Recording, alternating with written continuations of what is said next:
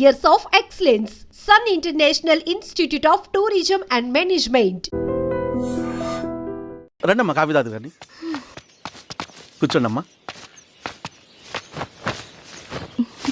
ఏంటి స్వామి ఇతను? చాలా మంచోడమ్మా, మెగాస్టార్ సినిమాలు చూసిన వాళ్ళు అయిపోతాడు. స్వామి అమ్మా ఈ కాఫీ నేను ఎక్కడో తాగాను. మేడంకి స్పెషల్ కాఫీయా? పద మేడం రాసుకో చూచి. Thank you. పద కూర్చో.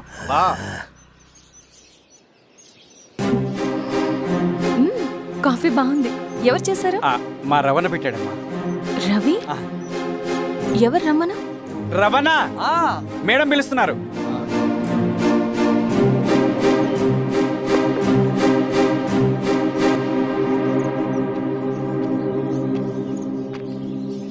ఇతనే రవణ. శిరీష మీరా? రవి నువ్వేంటి ఇక్కడ? కాఫీ బాగుందా? చాలా. అది కాదు రవి, నువ్వు ఇక్కడ? ఈ హోటల్ మనోల్దే. మన ఫ్రెండ్స్ అందరు బాగున్నారా? చాలా బాగున్నారు. అవును మీరేంటి? ఏమైంది అన్నా అన్నా ఏమైందన్నా? అన్నా లే అన్నా. స్వామి త్వరగా కారుదా. జాగ్రత్త అన్నా, త్వరగా పట్టిది అన్నా. అన్నా త్వరగా పోనీ.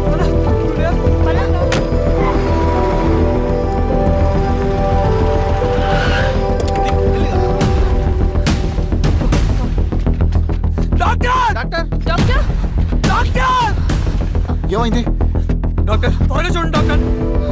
లోపల తీసుకురండి.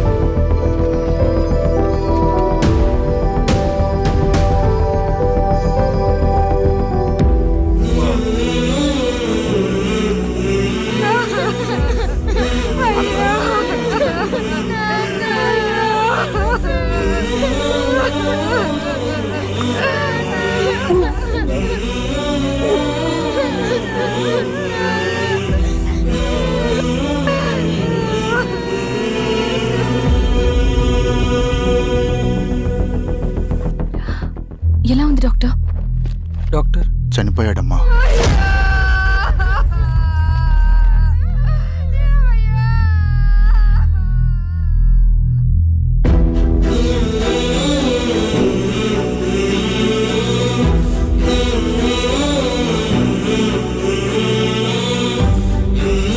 ఆ పేపర్స్ ఏంటి రవి? అతని భూమికి సంబంధించిన పేపర్స్. ఒక సంవత్సరం నుంచి ఈ పేపర్స్ పట్టుకుని ప్రతిరోజు ఎంఆర్ ఆఫీస్ చుట్టూ తిరిగేవాడు. భూమిని తాకట్టు పెట్టి అప్పు తీసుకున్న పాపానికి టైంకి వడ్డీ కట్టలేదని అప్పిచ్చిన ఆ దొర ఎంఆర్ఓ ఆఫీస్లో లంచం ఇచ్చి భూమిని తన పేరు మీద రాయించుకున్నాడు. ఈ ఎంఆర్ఓ ఆఫీస్లో ఎవరు నిజాయితీగా పనిచేయట్లేదండి. చెట్టు కట్టి నరకాలు ఒక్కొక్కడిని. నరికేయడం ఏంటి రవి? నువ్వు కాగితం మీద ఒక బొమ్మ గీస్తావు, ఒక చోట సరిగ్గా రాదు, ఏం చేస్తావు? ఎరేజర్తో సరిచేస్తావా, లేకుంటే ఆ పేపర్ని చింపేస్తావా? మరి మనుషుల విషయంలో ఎందుకు రాదు ఆ ఆలోచన? తప్పు చేసిన ప్రతి ఒక్కరిని నరుక్కుంటూ పోతే చివరికి మిగిలేది మనుషులు కాదు, శవాలు.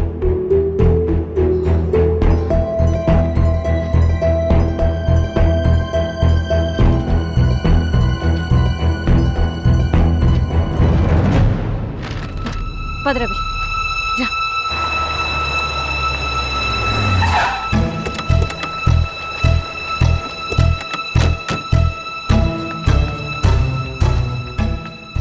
పానుకోటి నర్సరీ ల్యాండ్ ఎవరు చూస్తున్నారు? మీరెవరు? ఇదిగోండి అప్లికేషన్. ఇది డిస్ప్యూట్ ల్యాండ్, ఎవడేం చేయలేడు. నీ నిర్లక్ష్యం, నీ లెక్కలేనితనం వల్ల ఒక నిండు ప్రాణం పోయింది. ఒక కుటుంబమే రోడ్డు మీద పడింది తెలుసా? ఏంటమ్మా గొడవ?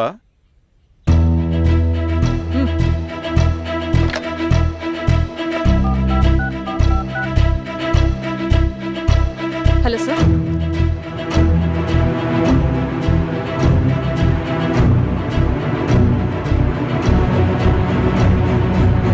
Okay sir. You are dismissed. Peon, నేను ఒక పేపర్ ఇస్తాను, అది కలెక్టర్ గారికి ఫ్యాక్స్ చేయి. అలాగే మేడం. ఎవరమ్మా మీరు? ఈ ఊరికి కొత్తగా వచ్చిన ఎంఆర్ఓ.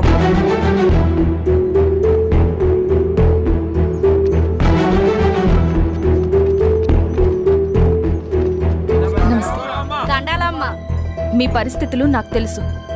పని చేస్తేనే మీకు పూట గడుస్తుంది. పనులు మానుకుని మీరు ఈ ఆఫీస్ చుట్టూ తిరగాల్సిన అవసరం లేదు. మరి ఎట్టాగమ్మా? నేనే మీ ఊరొస్తాను. ఆ రోజు అరగంట వీలు చూసుకుంటే చాలు, మీ పని పూర్తయిపోతుంది. దండాలమ్మా.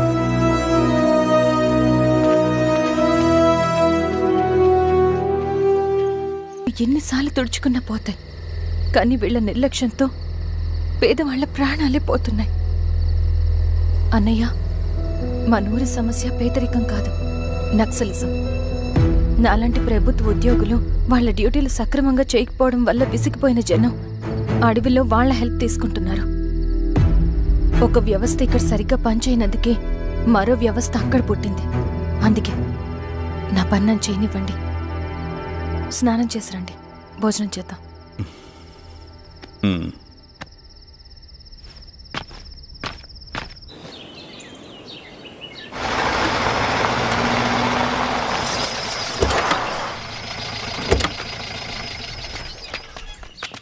నమస్కారం అమ్మా. నమస్తే. ఇలా రండి. మీ ఊరు నుంచి కొందరు ఎంఆర్ఓ ఆఫీస్లో అప్లికేషన్స్ ఇచ్చారు. తను వాళ్ళ పేర్లు చెప్తారు, వాళ్ళని పిలవండి. అలాగే మేడం. వెళ్ళండి. Madam, coffee. నువ్వెప్పుడు వచ్చావు రవి? మీరు గంటకోసారి కాఫీ కావాలంటారు కదా, మాటి మాటికి వెళ్ళి రావడం ఎందుకని వచ్చేసా.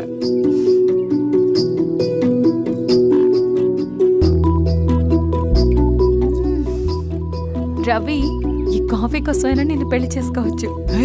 అదేంటి అలా అనేసారు? That's a compliment. భలే వారండి బాబు. దండాలమ్మా.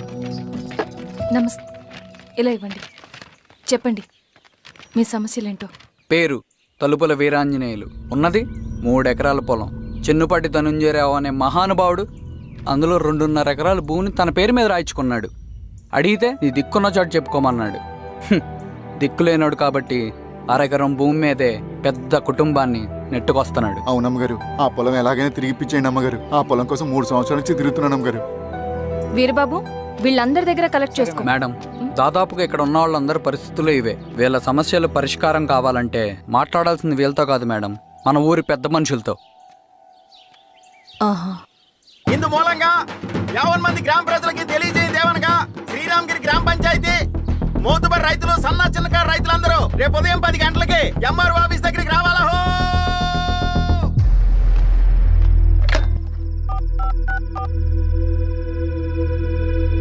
హలో, ఎవరు? నమస్తే బాబాయ్, నేను ఈశ్వర్ రెడ్డి. ఈశ్వరా, ఎలా ఉన్నావు? బాగున్నా. చెప్పు బాబాయ్, శిరీష్ ఎంఆర్ ఆఫీస్లో భూ సమస్యల గురించి రేపు మీటింగ్ ఏర్పాటు చేసింది. ఈ విషయం మన వాళ్ళంతా ఎలా తీసుకుంటారో అర్థం కావట్లేదు. అందుకనే మీకు ఫోన్ చేశాను. శిరీష్ చెప్పింది చేయండి, అదే మనకి కలిసి వస్తుంది. సరే బాబాయ్, ఉంటాను.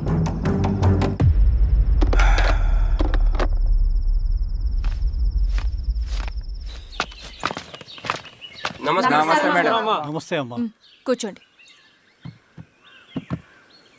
పొలాల్లో పండిన పంట కోతకొచ్చినా ఈ రోజుకి ఒక్క గింజ కూడా తెగకుండా పక్షులకు, పందికొక్కలకు ఆహారంగా పోతుందంటే దానికి కారణం ఇది.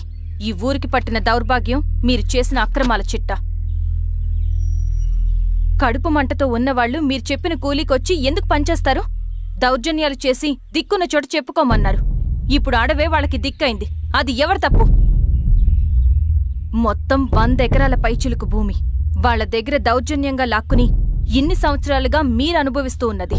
మీ అంతట మీరుగా తిరిగిచ్చేస్తారా, లేదా చట్టం ఎలా పనిచేస్తుందో మీకు చేసి చూపించమంటారా? అలా చేయండి మేడం. నువ్వు ఆగవయ్య నరసింహులు, ఏం చేయాలో మా ఎంఆర్ఓ గారికి బాగా తెలుసు.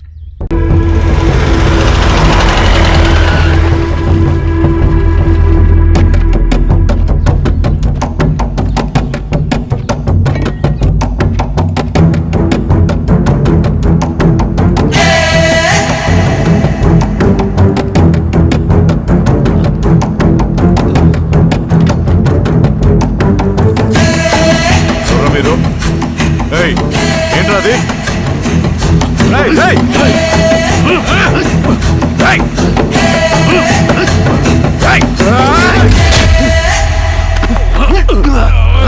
ఎవరు మీరు? ఏం కావాలి? ఏయ్! ఏయ్!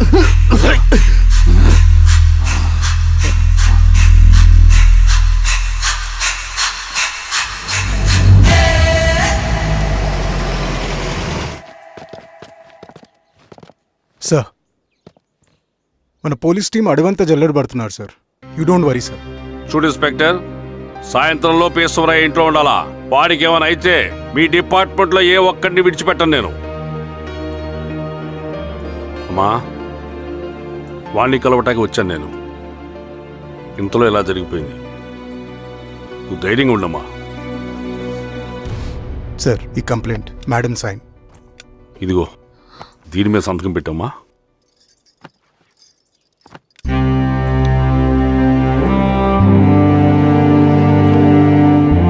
వెళ్ళండి, ముందే లేపని చూడండి. సార్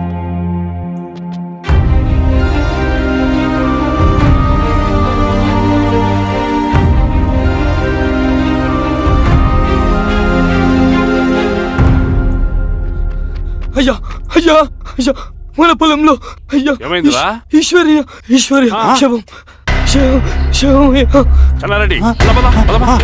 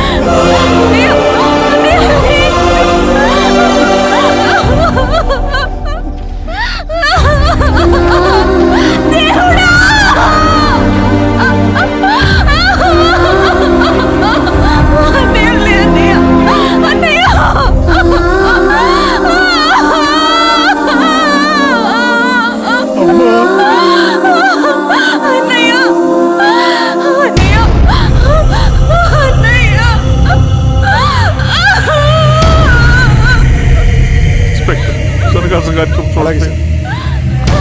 మీరే సార్ మెట్లు క్లియర్ చేయి. మీరందరూ జరగండి మా పక్కకి.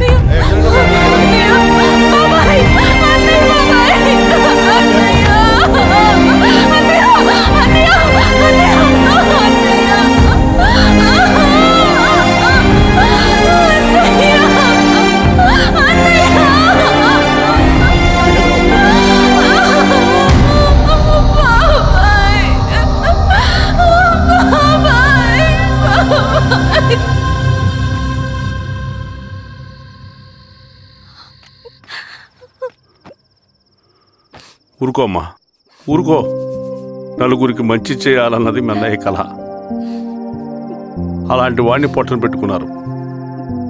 ఆ కళ మధ్యలోనే ఆగిపోకూడదమ్మా. ఇందులో సంతకం పెట్టు. బాబాయ్, మీ అన్నయ్య ఆత్మ శాంతించాలంటే నువ్వు ఈ పని చేయక తప్పదమ్మా.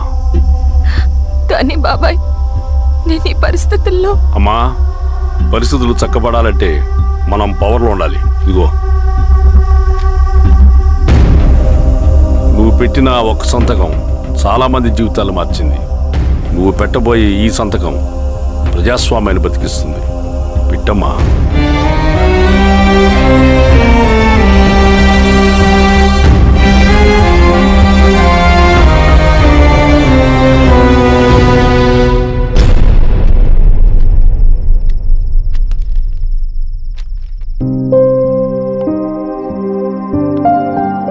వెళ్ళొస్తాను.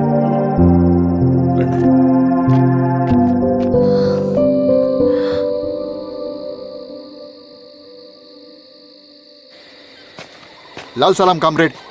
లాల్ సలాం. పినపాక మండలం జెడ్పీటీసీ అభ్యర్థిగా సురేషారెడ్డి. రవిని పిలిపించు. లాల్ సలాం కామ్రేడ్. లాల్ సలాం. ఎంఆర్ఓ శిరీష ఈ ఎలక్షన్ నుంచి తప్పుకోవాలి. ఏం చేయమంటావు అన్నా? శిరీషాని ప్రజాకోర్టులో హాజరుపరచాలి. అది నువ్వే చేయాలి. అన్నా ఎక్కడికి పోతున్నాం మనం? సమసమాజ స్థాపన వైపుకు. బలహీనుని బానిసగా మార్చి దోచుకోవాలనుకునే బలవంతుడి గుండెలు చీల్చే వైపుకు. అభయం ఇచ్చే ఎర్ర జెండా నీడ వైపుకు. రవి, అందుకే ఎలక్షన్ జరగకూడదు. గెలిస్తే మనమే గెలవాలి. డబ్బు, కులం, రాజకీయ కండబలం, సానుభూతి ఓట్లు గాని గెలవకూడదు. ఈశ్వర్రెడ్డి హత్య జరిగింది కాబట్టి ఈసారి శిరీషకి హై సెక్యూరిటీ ఉంటుంది. జాగ్రత్తగా డీల్ చేయి.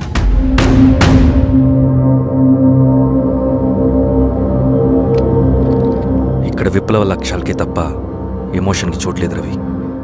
హత్యకి గురైన నరసింహులకు 2 పసిబిడ్డలున్నారు. అలాంటి ఎందరో పసిబిడ్డల భవిష్యత్తు కోసం మనం ఇచ్చేసినాం రవి. రవి, సెకండ్ వరల్డ్ వార్లో జర్మన్ సైన్యం స్టాలిన్ కొడుకుని బంధించింది. తమ జనరల్స్ని వదిలిపెడితే గాని నీ కొడుకును వదిలిపెట్టమని బేరం పెట్టింది. స్టాలిన్ ఏం చేశాడో తెలుసా? దేశం కోసం తన కొడుకుని వదిలేసుకున్నాడు. కానీ జనరల్స్ని వదిలిపెట్టలేదు. అది కమిట్మెంట్ అంటే. అదే కమిట్మెంట్ నీకు మన ఉద్యమం పట్ల ఉంటే వెళ్ళి శిరీషను తీసుకురా.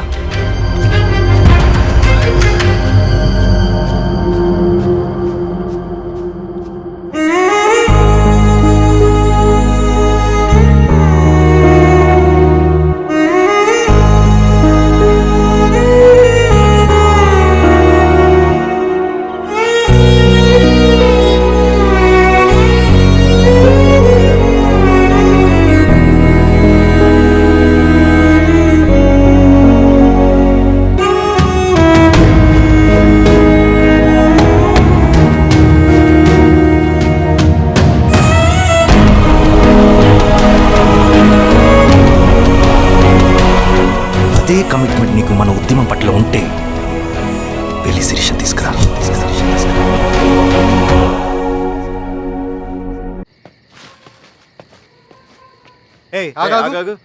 సార్, రవి మనోడేరా? వెళ్ళు. అమ్మా, భోజనం తీసుకురమ్మంటారా? నాకేమొద్దు. భోంచేయకపోతే ఆరోగ్యం పాడవుతుంది శిరీష. నువ్వు వెళ్ళి తీసురా అమ్మా. సరే. రవి, నాకు ఒక మంచి కాఫీ చేసిస్తావా? తలనొప్పిగా ఉంది. చేసిస్తా కానీ తర్వాత నువ్వు భోంచేయాలి.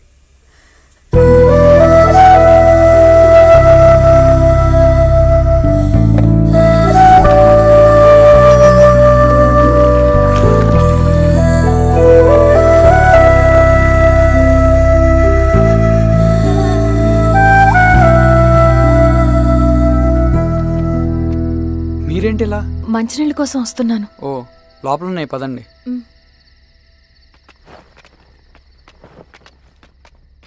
ఇదిగోండి మంచినీళ్ళు.